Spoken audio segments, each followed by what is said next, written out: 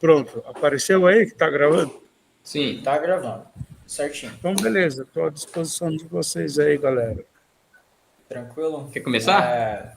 Antes de começar, deixa eu só dar um previewzinho de como vai ser. Eu vou começar, vou introduzir todo mundo aqui, introduzir o Hashimoto e a mim, e depois eu passar a palavra para o senhor, pedindo para o senhor se apresentar. Você pode falar um pouquinho... Bom, acho que todo mundo lhe conhece, é difícil quem não te conhece, mas... Eu não conheço vocês. Relaxa, o senhor ainda vai conhecer, o senhor vai dar lá pra gente aí. Exato.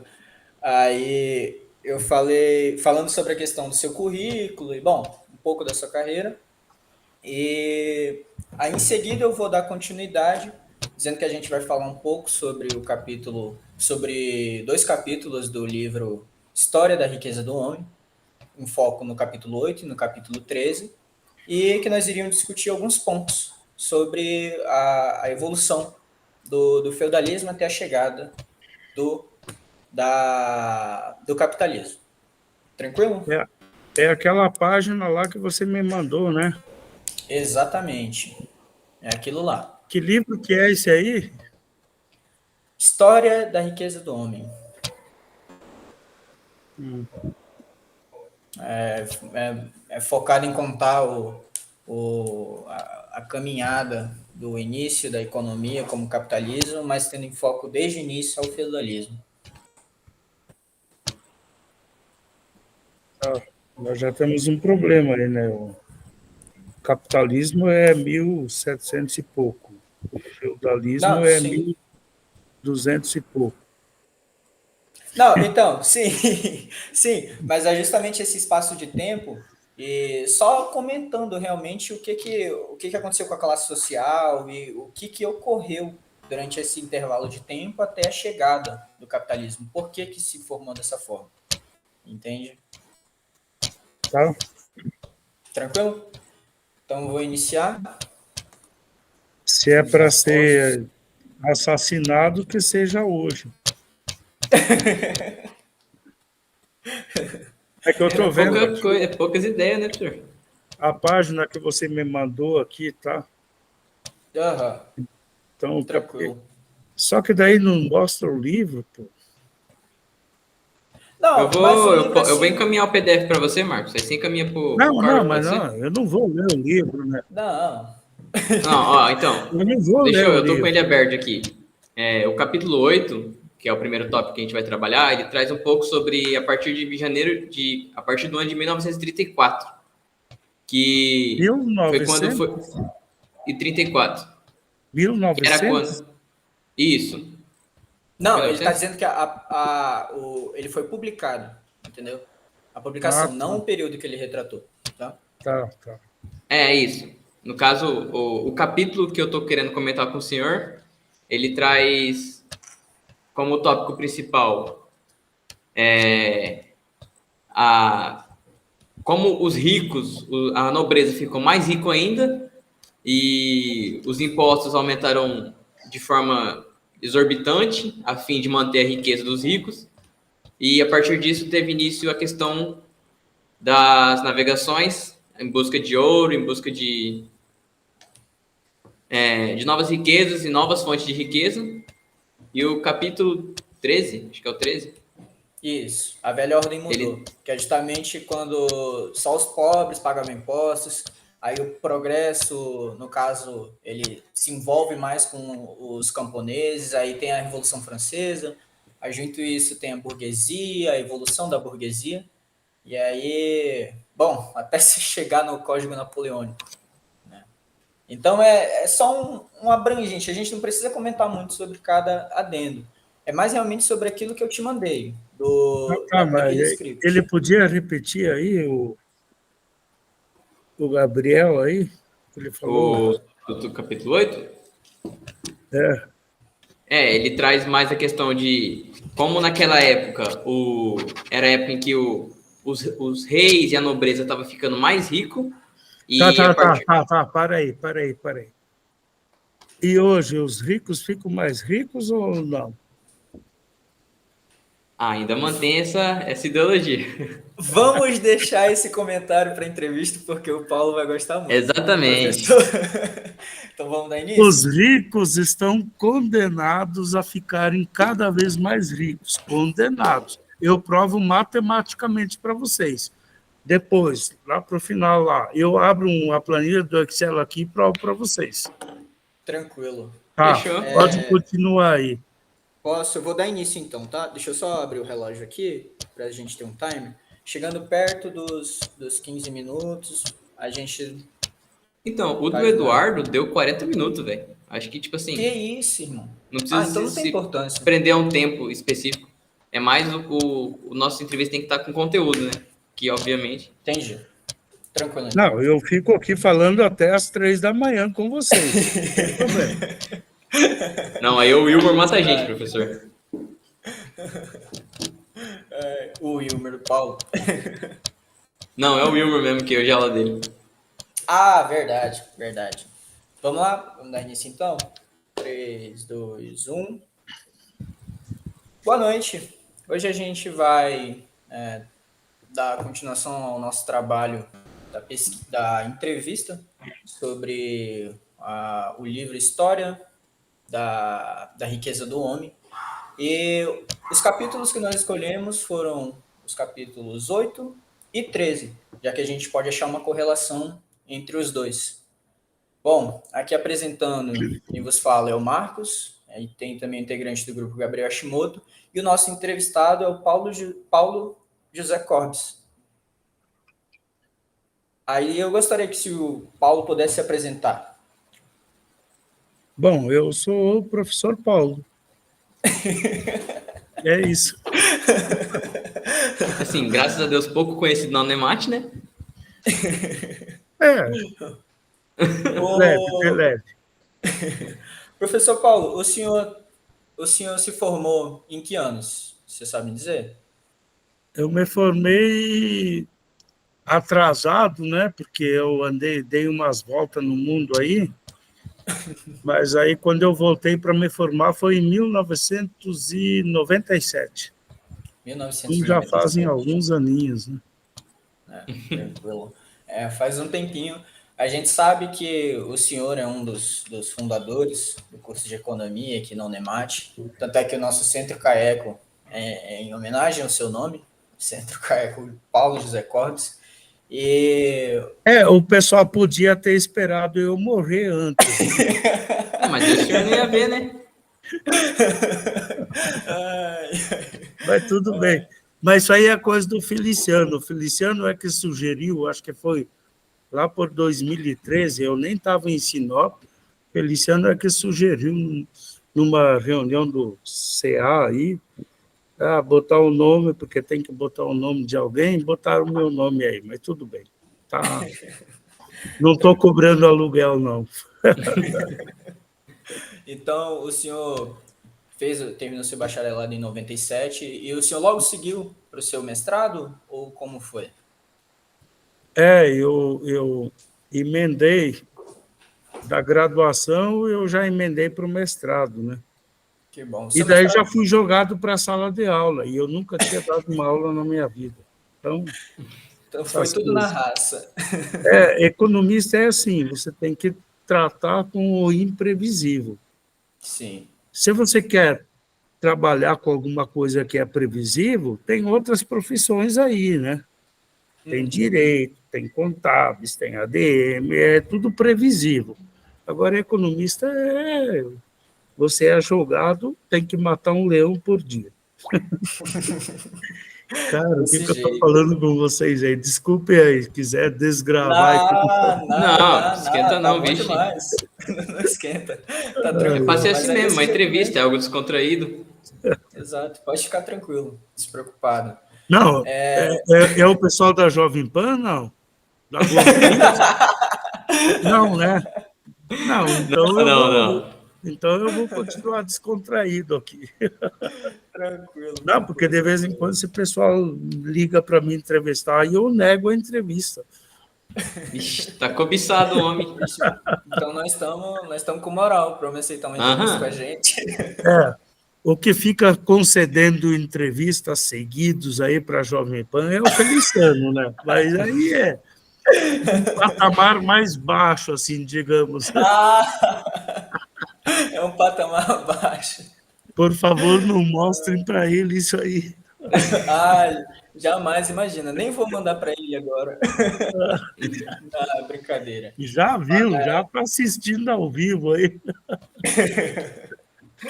Mas aqui... Mas vamos lá, pessoal. Vamos puxar para o sério, então, porque... Tranquilo, sem problema. Não, se o senhor quiser brincar, a gente pode brincar, não tem problema nenhum. Mas agora, só para a gente introduzir essa parte do... A gente vem com o capítulo 8. O capítulo 8, o título dele é O Homem Rico. Então, vocês podiam dizer pelo menos o nome do livro e o autor? O livro é a História Econômica Geral, a História da Riqueza do Homem, perdão. E o autor seria o... Isso, exato, o Huberman. Quem? Léo Huberman. Vocês não têm o livro aí, não? Tem só em PDF ele. Exato. Tá, tudo bem. Tranquilo? Certo. Mas assim, o senhor não precisa conhecer o livro, porque o que a gente quer comentar... Não conheço mesmo.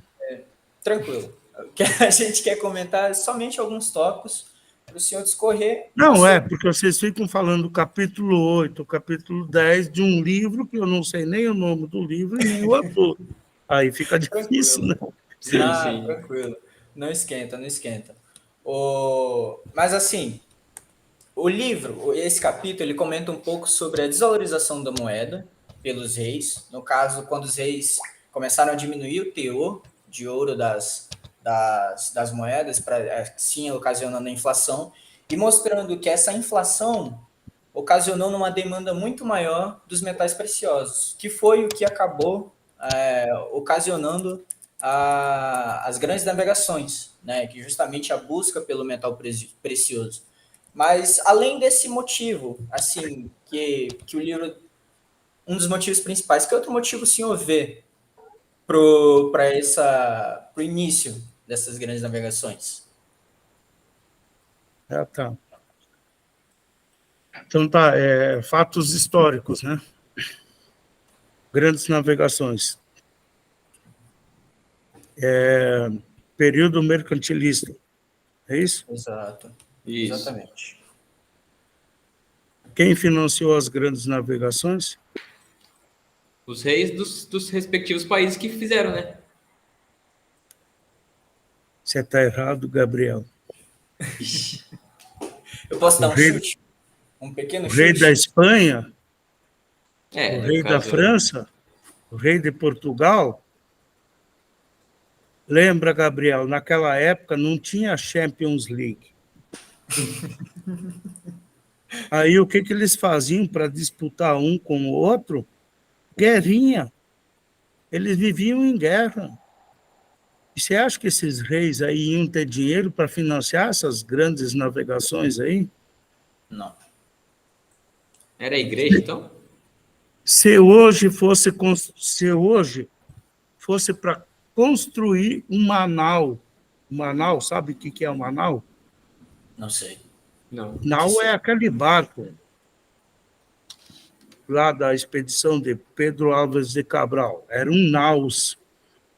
Se fosse para construir uma hoje, você conseguiria construir? De forma alguma. De madeira, tinha que escolher a madeira. Tinha que contratar os melhores marceneiros. Tinha que contratar os melhores marinheiros dispostos a ficar 7 anos no mar, longe da família. E lembrando, não tinha ar-condicionado nem refrigerador. Como é que você vai estocar alimentos naqueles barcos para ficar aí anos no mar? Você acha que isso aí tudo foi barato? Não. De forma alguma. Então, foram os reis de Portugal, da Espanha, que financiaram isso aí? Os caras estavam sem dinheiro, viviam em guerrinhas aí. O dinheiro que as coroas tinham era para financiar as guerrinhas que eles tinham para se divertir no final de semana. Então, não foram as coroas, apesar de que Pedro Álvares de Cabral chegou aqui no Brasil, tá? Com a bandeira da coroa portuguesa. O outro chegou lá em 1492, na América do Norte, com a bandeira da Espanha. Não foram nem a coroa portuguesa e nem a espanhola que financiaram isso aí. Quem foi que financiou, então? Assim, eu acredito que... Eu sei um pouquinho sobre, assim... Que nem eu te falei, eu estou ansioso para começar a ter aulas sobre mercado de capitais com o senhor, que é justamente o motivo, um dos motivos principais de eu fazer esse curso, de eu escolher esse curso. E, assim, eu conheço um pouco da história da Bolsa de Valores e eu sei que a Bolsa, ela começou, ou um dos pequenos, o seu princípio, a fagulha que gerou a Bolsa de Valores que é hoje, foi justamente nessa época, das grandes navegações. No sentido de... Mais especificamente a Companhia das Navegações das Índias Holandesas, 1604.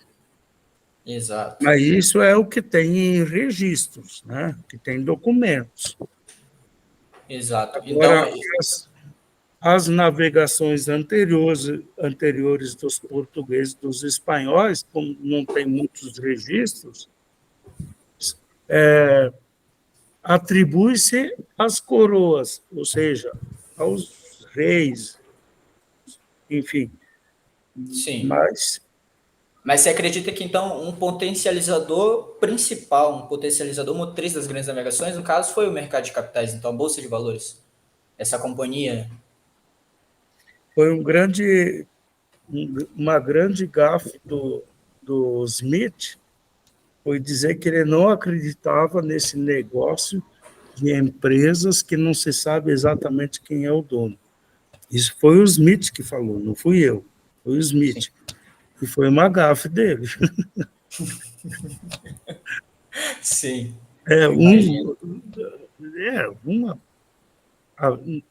Na obra dele toda, cometer uma gafezinha pequena dessa é legitimamente perdoável, né? Então... Não, sim, claro. Sim, mas para você ver que até os grandes podem estar enganados, né?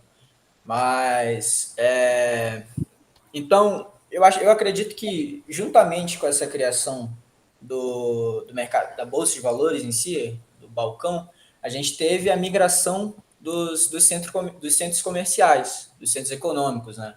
Por exemplo, a gente teve a migração de Bruxelas para Antuérpia. O que você pode comentar um pouquinho sobre isso? É que as navegações mudaram o eixo comercial da Europa antes, que era o Mediterrâneo. Você tinha cidades-estados ali no Mediterrâneo, né? E as grandes navegações mudaram esse eixo comercial, os grandes pontos comerciais do mundo que se resumiam aí no Mediterrâneo, eles passaram a mudar. Para onde? Para o Atlântico aí. Lisboa, Londres, Paris não fica no litoral, mas fica ali, né? Então, mudou um pouco o eixo comercial. Aconteceram grandes transformações entre o período da Idade Média e até o surgimento do capitalismo. Nós temos que entender que na história aconteceram coisas, transformações muito importantes. E isso aí não aconteceu assim, a partir de hoje vale isso aqui, não. Isso aí foi acontecendo paulatinamente ao longo do tempo. Então, nós temos grandes transformações do período da era do feudalismo. O feudalismo, vocês sabem, né, que são os 1000 anos da escuridão. Né? Sim, sim. Foi lá desde a queda lá do... Não, desde a queda não, desde do imperador lá que se converteu ao cristianismo, né? Tornou a religião cristã a oficial do Império Romano, aí foram 1000 anos e, bom, acho que vocês leram Sim, mais sim. do Não, que... a gente entende esse processo dos senhores feudais, justamente com poder, com controle, e a população... Então, lá por 1400 e alguma coisa, não me perguntem o ano exato, que eu não sou historiador, mas desde a queda de Constantinopla, que é do imperador Constantino, lá que em 300 e pouco se converteu e transformou a religião cristã na oficial do Império Romano, em 1400 e alguma coisa, a queda de Constantinopla. Aí o que aconteceu? Aquelas rotas, a rota da seda e tal, para ir para a Ásia, foi fechada pelos turcos otomanos, lá na Turquia. Só que isso era um comércio, e era um comércio lucrável. Sim. Então, o que vamos fazer? Vamos contratar marceneiros, vamos construir navios, vamos contratar marinheiros e vamos dar a volta pelo sul da África para ir lá buscar essas especiarias aí. E vamos voltar para a Europa e vamos vender. É um negócio. Sim. É uma empresa com todo o seu processo. Só que nesse período aí, ainda no período da era medieval, muitas coisas foram acontecendo, que a gente chama de transformações, o que aconteceram nesse período aí. Uma transição, né? A transição. A principal delas, talvez eu possa impactar vocês. Bom, vocês estão gravando aí, depois eu posso ser condenado pelo STF. Não. A principal transformação foi a religiosa. Religiosa? Por que você acha isso? 1500 e alguma coisa. A reforma lá do Calvino e do... Como é que é o nome dele? Tem até um filme sobre ele. Calvino? Calvino foi na Inglaterra, né? E na Alemanha foi lá tem um filme sobre ele, pô. A reforma protestante, você está falando? Isso. Como é que é o nome dele? Agora me fugiu. Né? Mas, enfim. Essas reformas aí foram elas, na verdade, eu sou católico, tá? Vou dizer para vocês, sou católico, batizado, tudo, tá?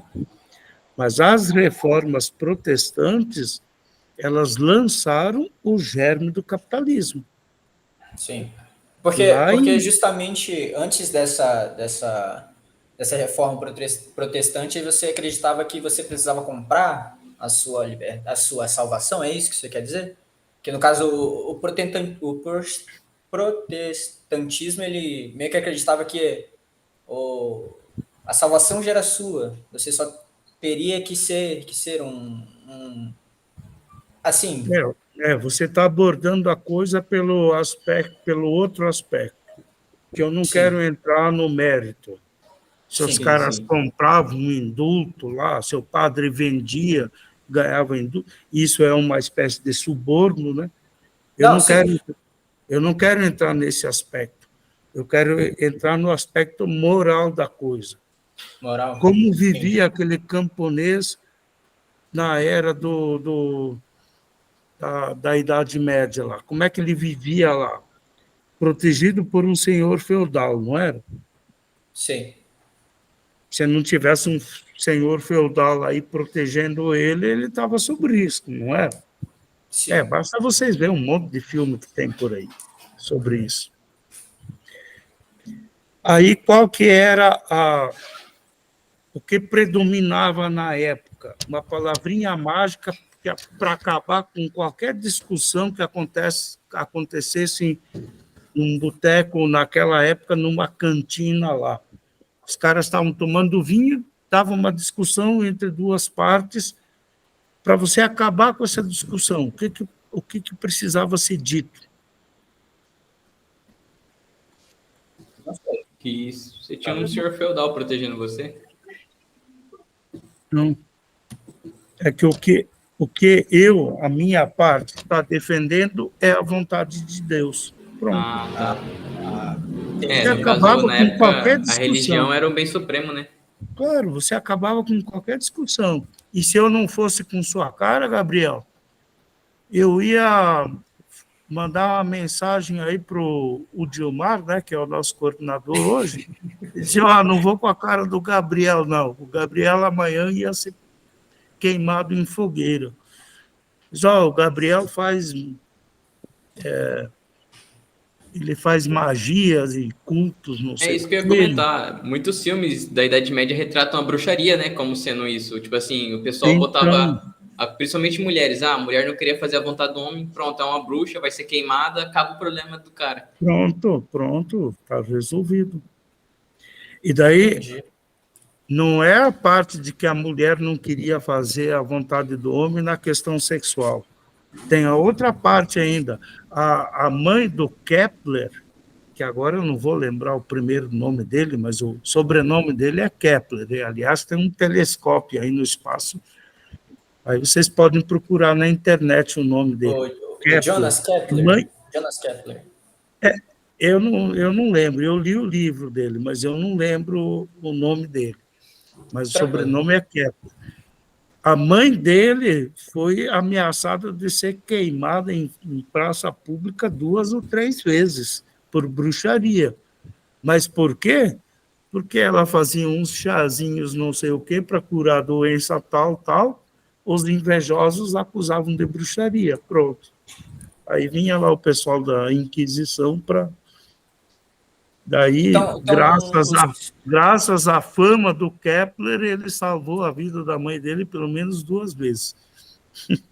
Sim. Então, você acha que essa transição da população do feudalismo para o capitalismo, ela tem início justamente nessa mudança cultural, social e religiosa? Aconteceram várias transformações no período. E quando eu digo transformações, são coisas que levam anos. Sim. Às vezes mais de 100 anos.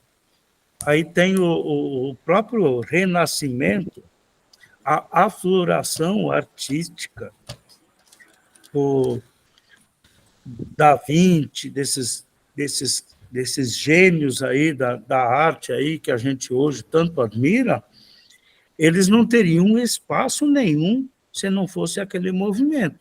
Imagina, o Da Vinci fez estátua lá de homem nu, mostrando o pinto ali, tá?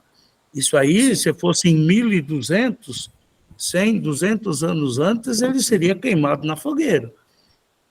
Então, foi uma imposição, um movimento renascentista, a afloração da arte, a volta a investigação, né? A interrogação, né? A ciência. Né? Nossa, a gente tem lá, 1000 anos atrás, os gregos lá deixaram um monte de obras de medicina, de geometria, de astrologia para a gente, e na época da Idade Média isso aí ficou tudo na escuridão. O período da Idade Média é conhecido como os 1000 anos da escuridão, e isso aí o mundo ocidental não tem como apagar essa página da história. É culpado. Esses 1000 anos, a gente basta ver o que fizeram discorrer. Se a gente discorrer os 1000 anos, tem muito tempo. daria um podcast, uma série, isso aqui. Pois é, eu posso ficar falando aqui com vocês até o mês de dezembro. Basta ver o que os europeus fizeram aqui na América, né? Todas essas culturas que nós temos aqui, o que eles fizeram? Apagaram tudo, quebraram as estátuas, para não deixar vestígios das religiões dos nativos, para impor uma religião que veio da Europa. Bom, então, é bom. É engraçado até, os filmes de Hollywood, eles retratam que Estados Unidos foi o bonzinho da história, né? A gente vê muitos filmes que retratam que os Estados Unidos foi quem implementou a coisa certa, quem implementou o cristianismo de forma certa, mas isso tudo é para apagar um cenário de 1000 anos de muita coisa errada que aconteceu nesse período. Mas quem faz o filme, né, vai contar a história do lado vai dele, sempre contar né? a história do lado dele, exatamente. Bem, o senhor comentou sobre a questão da transição do feudalismo para o capitalismo. Nesse meio tempo, teve eu falei só de uma transformação religiosa, acho que comentei por cima a transformação cultural, né, desses artistas que surgiram naquele período, dentre eles o Da Vinci, tá? E tem outras transformações geográficas, aquela mudança do polo, né, econômico, né? que era do Mediterrâneo e passou para ser pelo... aí tem mudanças políticas, a própria formação dos estados, como nós conhecemos hoje, elas aconteceram aí no século XVIII, XVII, né? A unificação da Alemanha, da Itália, tá? Isso aí. Então, tem muitas mudanças que aconteceram que eu poderia dizer para vocês, assim, para resumir, já que o nosso tempo acho que não é muito longo, é assim, as transformações no período mercantilista pavimentaram a estrada para o capitalismo. Sem aquelas transformações, o capitalismo não teria surgido.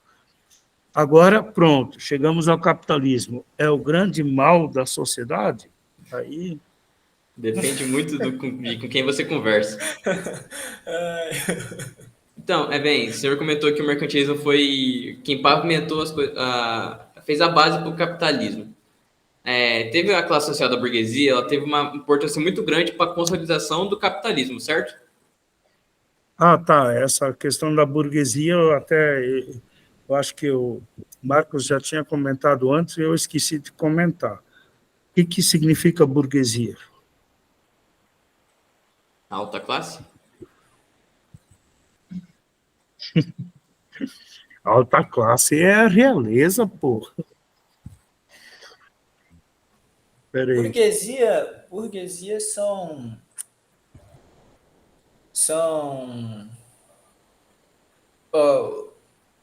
professor?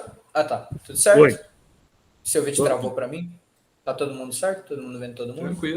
Tranquilo. Tranquilo? Só para eu saber quanto tempo vocês têm aí. A gente está em 27 minutos, mais uns 5 minutinhos a gente consegue fazer. Tranquilo. Se eu começar a falar, eu demoro 10 minutos. Tranquilo. Para mim, a burguesia seria uma classe que nem o senhor comentou, não é a realeza, né? Deu para ficar na cara, deu para entender pela sua cara, mas é uma classe que tem influência, tem uma certa influência sobre as decisões, ou não. Pois então, tá. Só que a gente teria que ficar aqui comentando assim, e teria que ter muita leitura e muito embasamento também, mas eu vou falar assim por cima, tá? Meio que resumir ao máximo para vocês, tá? Tranquilo, sem problema. Burguesia, o termo vem de burgo. E o que é burgo? Burgo é uma vila que ficava embaixo do castelo do senhor feudal. E na própria Revolução, na Reforma Protestante, promovida lá em meados, lá por 1500,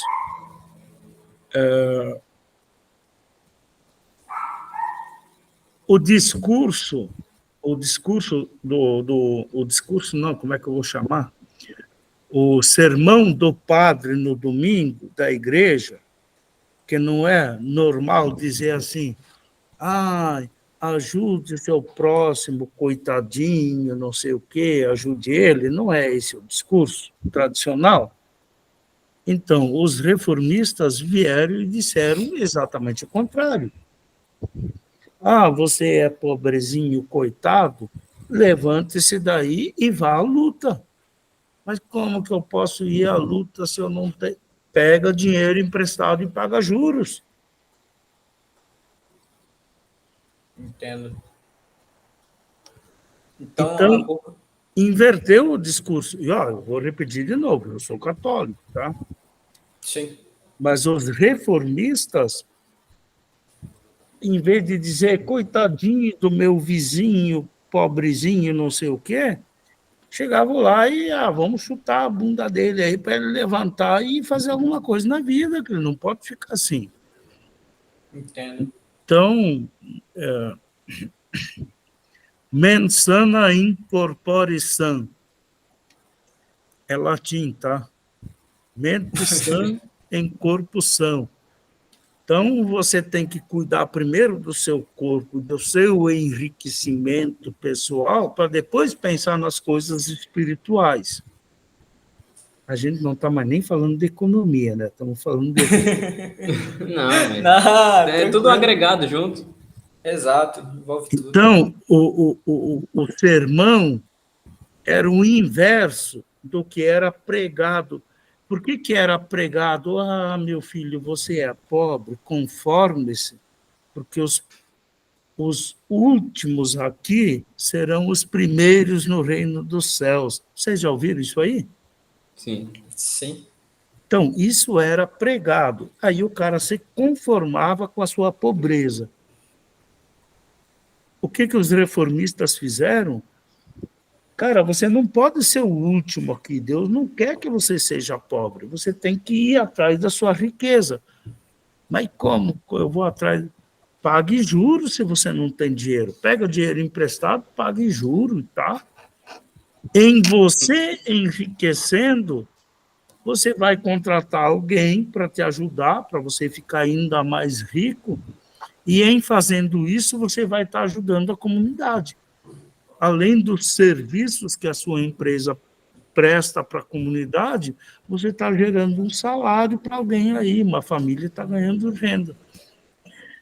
Então, essas transformações não aconteceram de uma hora para outra, tá? Podem ter certeza que muitas cabeças foram cortadas por conta desse pensamento. Mas, no final das contas, lá em 1776, alguém botou isso aí num livro. A Lei da Mão Invisível dos Smith, que é isso aí. No caso, então, eles tratam mais ou menos igual aquela frase, não tem pobreza que resista a... Quantas horas de trabalho mesmo? Eu não me recordo certo. 16 horas 16 horas de trabalho. É mais ou menos isso que eles querem dizer? Não, aí você está querendo dizer, eles querem dizer, eu não sei quem são eles, mas eu acredito que sejam pensadores socialistas, que você está se referindo aí. Não, eu estava me referindo, no caso, ao pessoal que o senhor comentou, que mostrava para os pobres, você não deve ser pobre para toda a vida, se reerga, lute. É esse pessoal que eu quero dizer. Eles mais ou menos resumem entre aspas, nessa frase? Isso foram os reformistas, os protestantes. Certo. Aquela corrente religiosa, que não tem nada a ver com economia. Não, então, esse embate, esse choque de religião e de valores, ele fez com que a população em si criasse consciência de que ela teria que correr atrás dela e acabou fazendo com que uma classe se erguesse com influência, com poder e com realmente o poder de fazer alguma coisa. Então, nesse momento que se criou o princípio da burguesia? A burguesia, o que é? Esses pequenos comerciantes que se levantaram do chão. Pô, eu sei fazer o quê? Eu sei fazer balaios para atender a minha comunidade. Só que daí alguém veio e disse para mim, em vez de você fazer balaios é com aqueles vimes, aquelas coisas lá, é uma arte fazer aquilo, né? Sim. Em vez de você fazer isso para atender a sua necessidade e da sua comunidade, você faça unidades a mais e venda para outros. Sim. Aí a pessoa se deu conta, poxa, eu posso fazer mais unidades e posso ganhar dinheiro com isso. Só que a gente tem que contextualizar as coisas, como é que as pessoas viviam na época. Era entre a cruz e a espada. Não era? Sim. Porque o nome já diz, feudos, os feudais, né? Eles moravam aí ao redor de castelos aí que tinham seus exércitos. Os exércitos eram formados pelos filhos dos camponeses aí, normalmente os filhos mais jovens, mais fortes e tal. Mas os senhores feudais tinham seus exércitos. E eles cobravam pelo pessoal que trabalhava ali, era uma espécie de meeiros, né? Os caras produziam 30 sacos de batata, entregavam 20 para o senhor feudal e ficavam com 10 para o sustento da família. Assim que funcionava. Então, isso era a espada, porque se um cara desse se revoltasse com a condição de vida dele, o exército particular do senhor feudal ia lá e dava uma prensa nele. Mas se mesmo assim ele fosse muito teimoso e continuasse revoltado contra a condição de vida dele, no final de semana, no domingo, na missa, aí vinha a cruz. O padre, meu filho, conforme-se. Os últimos aqui serão os primeiros. Então, mesmo se ele resistisse à força da espada, depois vinha a cruz. E daí, por conta de fé, de religião, de crenças da época, não adianta, a pessoa se rendia. Ou vai ou racha, né? Então, as pessoas viviam entre a cruz e a espada. O que dominava o mundo eram as famílias nobres, a elite, né? e aí o clero, a igreja. Aí, por conta disso que eu acabei de comentar agora um pouco atrás, alguns comerciantes com as suas habilidades, espera aí, mas eu posso fabricar uns balaios a mais, posso vender, posso ganhar dinheiro. Esses caras, durante algumas dezenas, se não centenas de anos, ganharam muito dinheiro. Aí eles se deram conta, peraí, como assim? É a cruz que manda e a espada. Eu também quero ter o direito. Daí vem a Revolução Francesa. Aí vocês fiquem à vontade aí para ler tudo o que aconteceu na Revolução Francesa. Bem, o nosso tempo... Então, é curto, né? a burguesia nascente, né, que chegou numa fase da história em que tanto o clero como a nobreza, para não perder os dedos, eles entregaram os anéis. E aí surgiu uma terceira força, que é a burguesia. A burguesia é o pessoal que tem dinheiro. Muita gente confunde com o pessoal do judaísmo, tá? Mas não é isso, não. É comerciante mesmo, porque tem natureza de comerciante. Aí você pode botar turco, italiano, alemão, pode botar todo mundo nesse saco aí. Beleza. Bem, o papo tá bom. Pô, a gente podia ficar falando isso aqui até dezembro, igual o senhor comentou, mas vamos ter que finalizar por Mas conta quem dos que é horários. essa coisa aí, essa atividade? História Econômica Geral. Paulo Vieira, professor. Ah, tá. Ih, o Paulo vai dizer que tá tudo errado o que eu falei.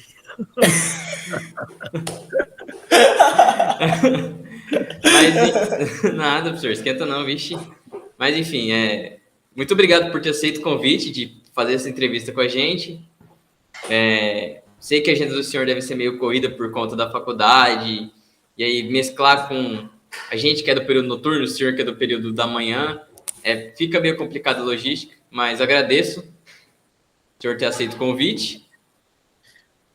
E, bem, acho que previamente seria isso o nosso papo. A gente não pode estender muito porque a gente mas tem aula no horário da gravação. Vocês têm aula agora, né? Tá. A gente tem aula agora, a gente até está perdendo só aula. Só para avisar, mas daí eu estou sempre à disposição, e se tiver outros grupos precisando, aí podem me chamar que eu estou à disposição também, não tem problema. Carteira de cigarro, uma garrafinha de pitu, tudo conversa, né?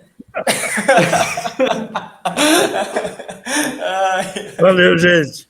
Até mais, professor. Muito obrigado. Muito obrigado. Valeu. Vamos para a aula. O senhor pode encerrar a gravação? Eu que termino, né? Isso. Como é que eu faço depois para mandar para vocês? Vamos... O senhor consegue mandar pelo e-mail? Não sei se o e-mail tem um limite. Tem um limite de megabytes. Mas vamos fazer o seguinte. Provavelmente vai ficar salvo no seu computador. Não, está salvo nesse Meet ali, nesse código aí. Vocês não conseguem acessar e baixar? Não sei. Acho que o senhor não encerrou a gravação. Não, eu vou encerrar ela agora. Uhum.